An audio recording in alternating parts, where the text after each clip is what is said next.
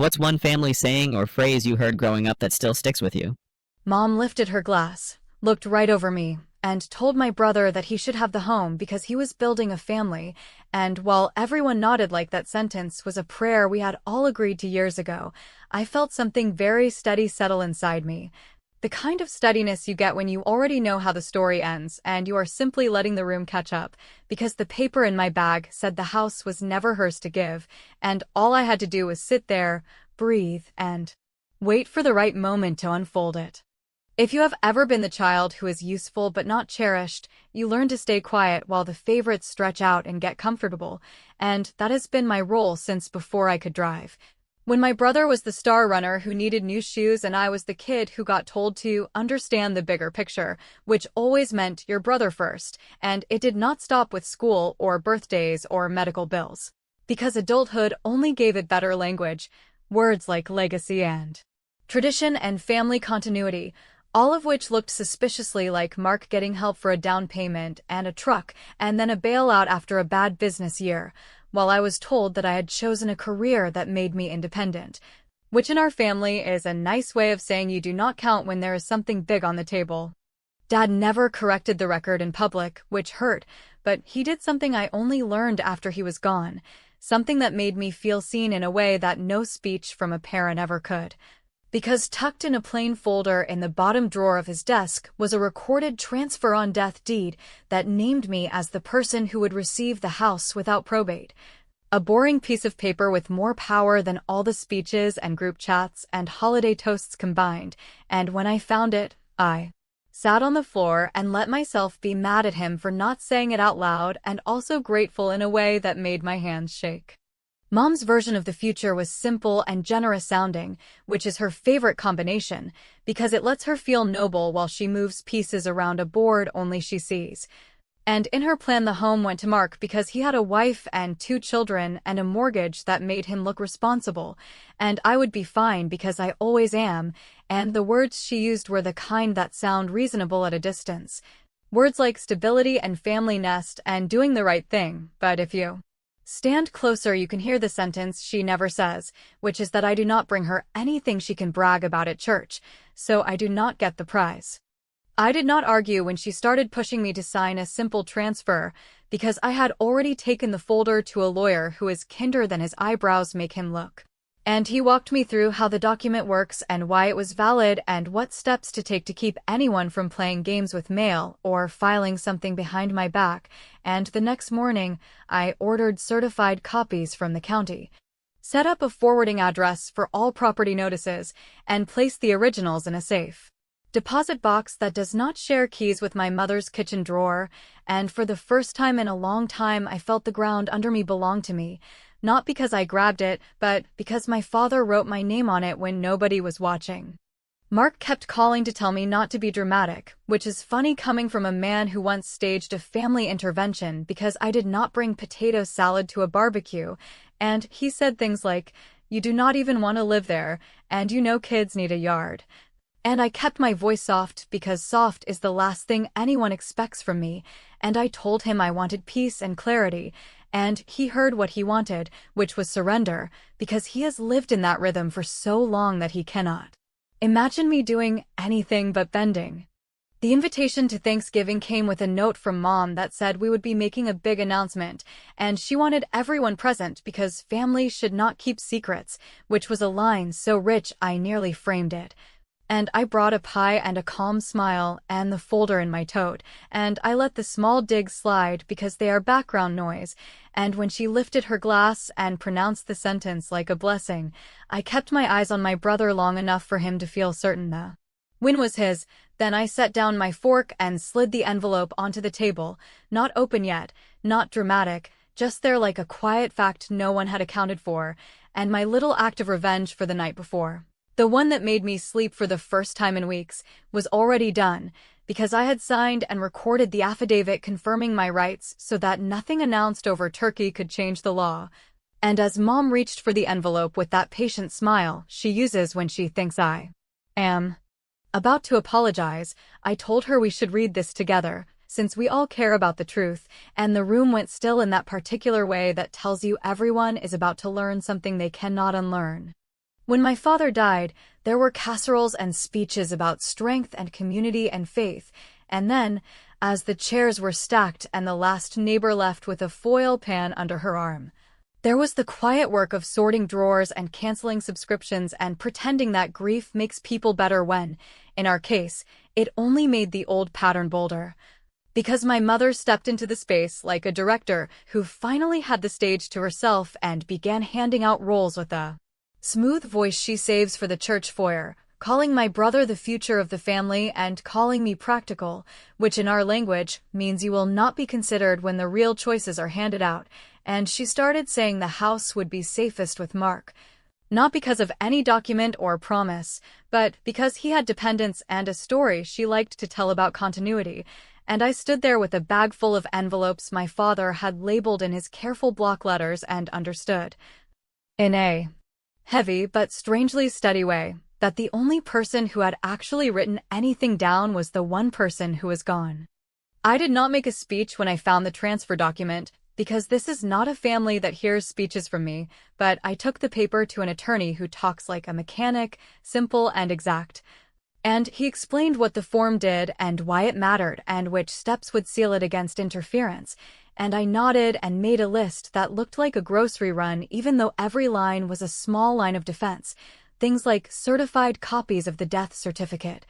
an affidavit filed with the county, notices to the tax office and the homeowners association, and a request to the recorder to email me whenever any document with the parcel number hit their system. And because I know my mother prefers to work through personal relationships rather than processes, I put the originals in a safe deposit box and kept only copies at home. And when I locked the box, I felt a kind of permission I had not felt since I was a teenager and bought my own textbooks after a fight about whether I really needed the new edition. The campaign from my mother came dressed as kindness, which is how she always does it, with calls that sounded like check-ins and gifts of leftover stew and offers to help me sell furniture I did not want to sell, and then, one afternoon, a message that there was a notary at church who could make the simple transfer very easy, and she attached a form that looked harmless, because all harmful things in our family look harmless on the surface, and she told me I would not even need to miss work, since the signing would only take a few minutes, and when I said I wanted to review it, she said that was fine and then forwarded me a calendar invite from that notary anyway, as if my consent were a detail she would supply later, and all I could think, as I stared at a deed prepared by a stranger, was that my father had known this would happen and that is why he wrote my name where he wrote it. Mark chimed in with the reasonable tone he uses when he wants something, telling me that the kids needed a yard and that he had already told their lender the house was essentially settled. And he wrapped it in brotherly advice about not making grief harder by complicating paperwork, and when I asked him why he would speak to a lender about a house that did not belong to him, he said I was being literal and that families work on trust. And I let that line sit because it carried the truth he did not hear, which is that I did not trust him to stop once he started moving furniture into space that was not his, so I told him I needed time, and he heard delay instead of refusal and sent me a budget for the renovations he was planning. A spreadsheet with numbers I did not ask to see, and a little note that said he would be grateful if I covered the permit fee since, in his words, we were all on the same team. I did not scream or send a lecture to the group chat. I went to my bank, added a passphrase to my accounts, and asked a title company to place a courtesy notice in my file that no deed or mortgage would be processed without an in-person confirmation from me with identification that matched the name on the county record, and then I mailed, by certified post, a packet that included the recorded affidavit and the legal description to my mother and my brother and, because I am tired of things being whispered in corners, a copy to the church notary who had already put me on her calendar, along with a short and extremely polite letter that said, in the tone of someone confirming a dentist appointment, that I was the owner of record and that any attempt to solicit a transfer from me would be declined and documented for my files, which was a plain sentence that did not sound like revenge until you saw how quickly all the soft talk dried up when the envelope landed. My mother lasted exactly one day before she called to say I had embarrassed her in front of a friend, and I let her talk because it is the only thing that calms her. And when she was out of breath, I told her I would be happy to meet with any attorney she chose, so we could keep this clean and adult, which made her even angrier because clean and adult means traceable and verifiable. And while she repeated the phrase "do the right thing" like a lullaby she had taught herself, I forwarded the same packet to the lender's generic fraud address, listed on their website, with a simple line that someone not on title might be using my address in an application. And within a day, Mark texted me the kind of message people send when something bigger than family has told them no, a long stream about how his pre-approval was on hold and how I was making him look irresponsible. And I wrote back that the only thing I had done was correct a file to match the truth and that he should not promise strangers a house that does not belong to him, and he called me a saboteur while Emily added a note about how I never wanted anyone else to be happy. And I ignored both of them and booked an inspection for my own records because I wanted to know what the roof would cost me in the spring. By the time the Thanksgiving invitation arrived with its talk about unity and gratitude and the big conversation we would all have over pie, my small moves had changed the map. Even if no one in my family wanted to look at it, the deed was reinforced. The alerts were in place, the lender had paused their fantasy, and the notary had taken me off her calendar with an apology that made me wish we had met under different circumstances. And since every battle in this house has always been fought in the gaps between what is said and what is written, I decided to widen the gap a little more and slipped one last letter into the mail.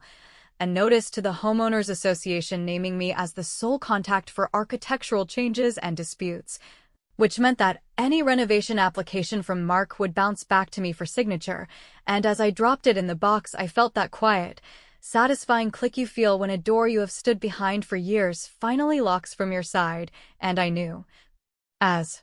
clearly as I have known anything, that when my mother raised her glass in a few days and tried to bless a decision she had no authority to make, the paperwork would already have spoken for me, and the first real no of my adult life would sit on the table between us like cutlery no one could move. The weeks leading into Thanksgiving became a kind of performance where every call, every message, and every supposedly casual drop-in from my mother or my brother carried the same unspoken demand, which was that I should make their lives easier by surrendering what was never theirs. And while I held my ground on paper with the documents filed and the notices mailed, I also had to live through the exhausting theater of being cast as the difficult one, the selfish one, the daughter who could not see the bigger picture, a phrase my mother leaned on the way other people lean on prayer, repeating it so often that it lost any meaning except the one she had always attached to it, which was that Mark's needs set the measure for everyone else's sacrifices. It started with the subtle comments, the ones wrapped in that motherly tone designed to sound like care, where she would call and ask if I was eating well and then slide, almost unnoticed, into remarks about how a family really needs space to grow, and how children should never feel cramped, and how sad it would be for her grandchildren to be forced into a small rented house when the family home sat waiting, and if I pointed out that it was not waiting for anyone, it was mine and already in my name, she would laugh softly and say I was being cold, that families do not treat each other like tenants and landlords, and she would close with a line about how my father would have wanted Mark to have stability, which was her way of erasing the very signature he had left in order to make sure I did not get erased. Mark's approach was less delicate because subtlety has never been his strength, so instead of circling the issue, he walked straight into it, telling me that I was holding the family hostage, that he had already told his kids they would be spending Christmas in the house,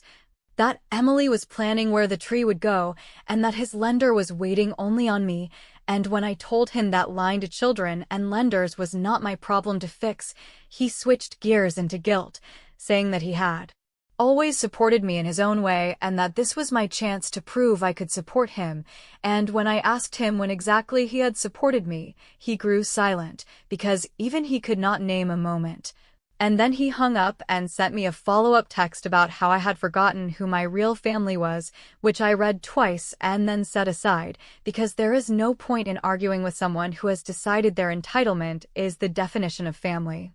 Emily, his wife, took the route of whispers and insinuations, which she spread through extended relatives and old family friends, saying that I was planning to sell the house to strangers, that I had no loyalty to blood, that I was turning my back on tradition. And within days I had cousins calling to ask me why I was being so hard, why I was punishing Mark, why I was making Mom cry, and each conversation was a fresh reminder that in our family the one who says no is always painted as cruel, while the one who takes is seen as practical. And instead of defending myself, I just began keeping a record, a folder full of screenshots and printed messages. Not because I needed proof for court, but because I wanted to see in black and white what I had always felt in the air, which was that this family had long ago chosen a hero and a scapegoat, and they had no intention of rewriting the roles, even when the law itself contradicted the story. The pressure built with each passing day, until it was not even hidden anymore, with my mother declaring in one call that Thanksgiving would be the moment of clarity, that she would finally put things in order, that everyone would be present and everyone would witness the truth as she saw it. And she ended the call with the sort of finality that sounded like a judge delivering a sentence, which might have intimidated me once. But this time I hung up and opened my drawer to check that the certified copies were still in their envelopes, the recorded affidavit stamped and dated, the alerts active on my email, and I realized that while they had been plotting speeches and announcements, I had been building walls of paper they could not knock down with applause. Still, I would be lying if I said I did not doubt myself, because when enough people tell you that you are selfish, you begin to wonder if the definition has shifted and you are the only one who missed the memo. And I spent nights lying awake thinking about whether my refusal was actually cruelty, whether I was choosing pride over harmony, whether I was becoming exactly the bitter person they accused me of being. And it was in those moments that I had to remind myself of my father's handwriting. On that form, his steady block letters that had never bent to anyone else's story, and I would whisper to myself that he had trusted me for a reason, and that trust was more real than the guilt my mother manufactured every time she dialed my number. By the time Thanksgiving week arrived, I knew the script they had prepared by heart. Mom would raise her glass, make a declaration, and bless Mark as the rightful heir, and everyone else would clap or nod, and the entire thing would feel official even though it was air. But what they did not know was that my quiet compliance, my refusal to argue, my silence in the face of their pressure, had not been surrender but preparation, because while they rehearsed speeches I had already gone to the courthouse one more time, already checked the record myself, already walked out with the knowledge that nothing said over turkey and pie could alter the truth, and when I tucked the folder into my bag that morning, I knew that the pressure they thought was breaking me was only sharpening my resolve, and the moment would come soon when their theater ended and my paperwork spoke, a voice stronger than any toast. The days leading directly into Thanksgiving felt like walking into a storm that everyone else insisted was simply a family gathering, because while my coworkers talked about pies and football and travel delays, I was fielding constant calls laced with warnings that were dressed as advice, and my mother in particular had perfected the tone of a woman who believes she is protecting her family when in reality she was maneuvering every word to box me into silence. And during one call that stretched almost an hour, she told me, in what she considered a calm voice, that if I ruined Thanksgiving I would regret it for the rest of my life, and when I asked her what exactly she meant by ruin, she said that some truths are better left unspoken, which was her way of telling me that whatever legal right I had, she intended to frame me as a villain if I forced it into the open. It was not only my mother who played that game, because Mark sent me long messages about how Emily was stressed and the kids were already excited, describing in detail the corner where the Christmas tree would stand and how the stockings would hang,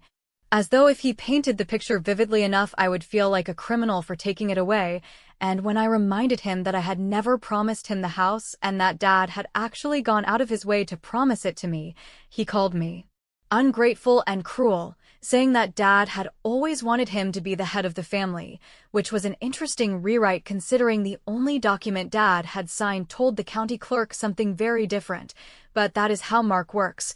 He repeats a story until he convinces himself it has always been true, and then he expects everyone else to nod along. The pressure even seeped into the edges of my normal life, because relatives I had not heard from in years were suddenly dropping by or calling under the excuse of catching up, and within a few minutes the real subject would arrive.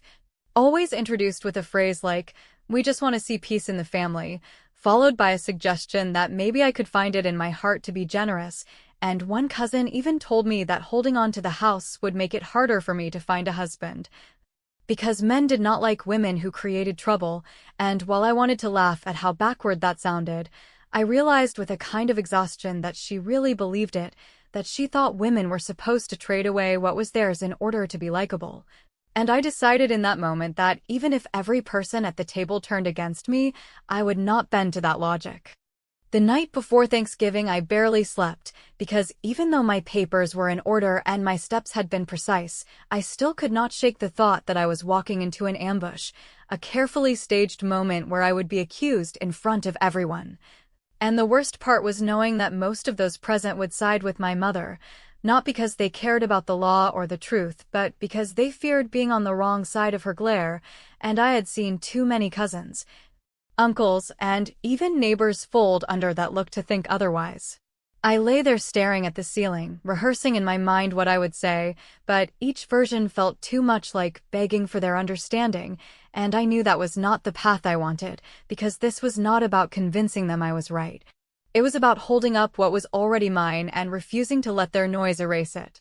When the morning came, I packed my bag with the folder, slid it between the pie I had baked and the bottle of wine I had chosen as my cover, and I drove to the house with a calm I had to manufacture minute by minute, repeating to myself that the law was not on their side, that my father had not been vague, that the county record already carried my name, and that all I was doing was refusing to let anyone pretend otherwise. When I arrived, the house looked the same as it had every year, cars parked haphazardly on the lawn, children running underfoot, cousins shouting from the porch, and yet it felt different to me, because I knew this year the performance would not go unchallenged. And that thought gave me a strange kind of steadiness, the steadiness of someone who knows that the script has already been broken even if the actors have not realized it yet. Dinner itself moved with the same rhythm it always had, too much food piled high, too many voices talking over one another, but beneath the chatter I felt the weight of what was coming, because every time my mother's eyes slid toward me they carried a silent warning. And every time Mark refilled his plate he smiled in that smug way that told me he had already accepted the applause he thought was waiting, and I forced myself to smile politely, to pass the dishes, to answer questions about work. With steady small talk, because I wanted them to believe I was playing along, and the longer they believed it, the heavier the silence would fall when the truth finally landed. When the plates were cleared and dessert was brought out, the moment arrived just as I had expected it would, with my mother lifting her glass and tapping it gently until the noise died down, and she smiled at Mark with a warmth that had never once been directed at me.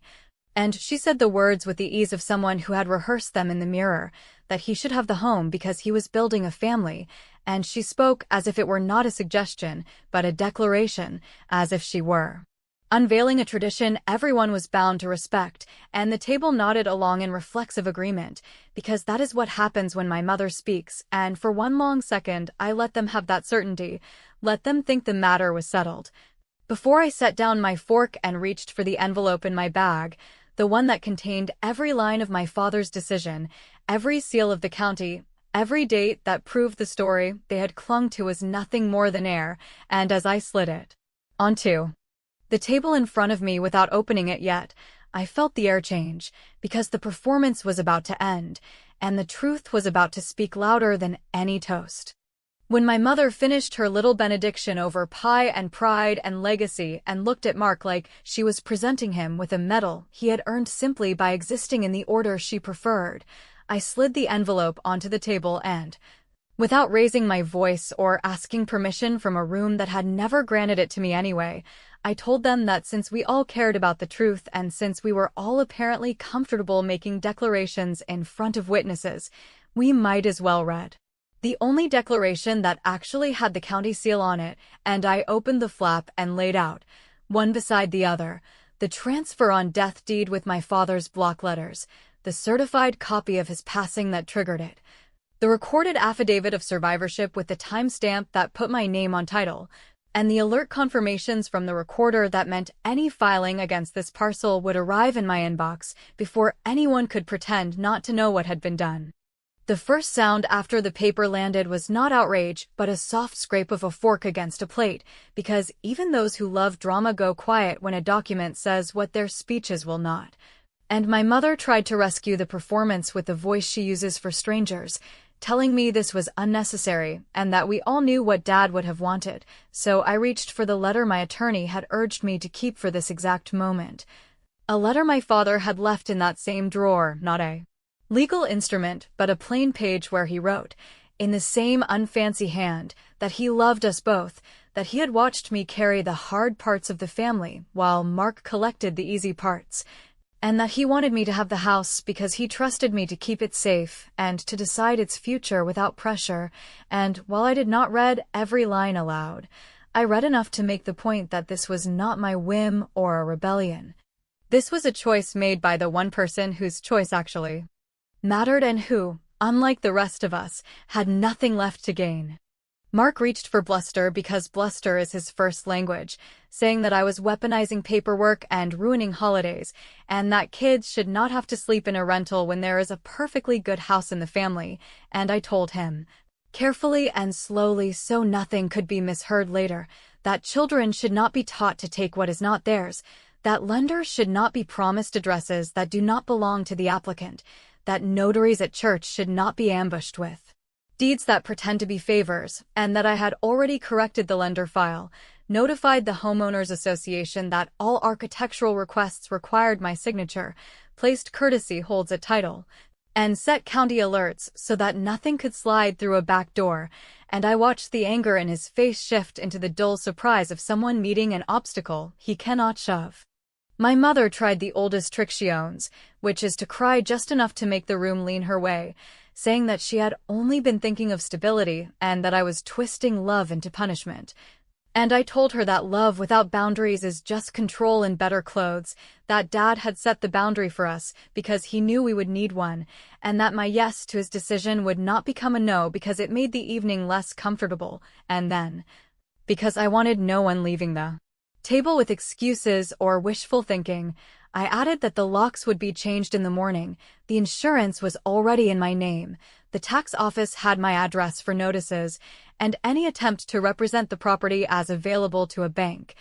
a contractor, or a realtor would be documented and answered in writing. There was a moment when I could have softened it, and I did not, because the years of being asked to be generous had never once produced generosity in the people doing the asking. So I did something they did not expect and offered the only fair path forward they would ever get from me, which was that if Mark truly wanted the house, and if this was not just about winning an argument, he could bring me a real written offer at fair market value with proof of funds and a closing timeline that did not require me to subsidize his pride, and I would read it like any adult reads a contract, but that there would be no more pretend, no more blessings over theft, and no more decisions made because my mother makes more noise than anyone else at the table. Emily muttered something about betrayal and family, and I answered without heat that betrayal is taking and calling it tradition, that family is not a hall pass to ignore signatures,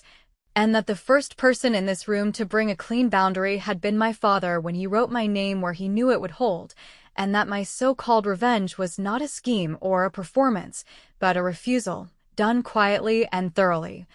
to let anyone rewrite the record after the fact. I said it all in one steady stream because I was done playing the role of the daughter who makes it easy for them to pretend I had choices I did not take.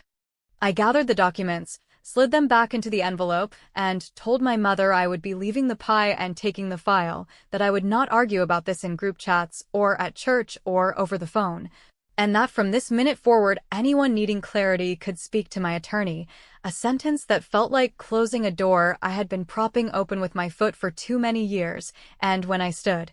the room performed a silence I had never been allowed to hold for myself, and in that pause I understood the win was not only that the house was mine, it was that the story had stopped being theirs to narrate. Later that night, when the porch had emptied and the group messages were buzzing with cousins choosing sides, I sat with the envelope and the small photo Dad kept behind his documents, and while I will not pretend it was joy, I can say it was relief, a clean, heavy relief that comes when you carry out a plan that required patience instead of rage. And as I set the file in the safe where it will live until I decide the next step, I realized the final move had already been made long before I opened my mouth at the table, because every step I had taken turned their theater into background noise, and even if the family never forgives me for refusing to play the old role, the outcome does not change. The cycle is broken. The house is safe. And the part of me that used to flinch at my mother's tone no longer needs to, because I did not just win an argument at Thanksgiving, I took back the ground under my feet and made it ours only in the way my father intended, which is to say mine.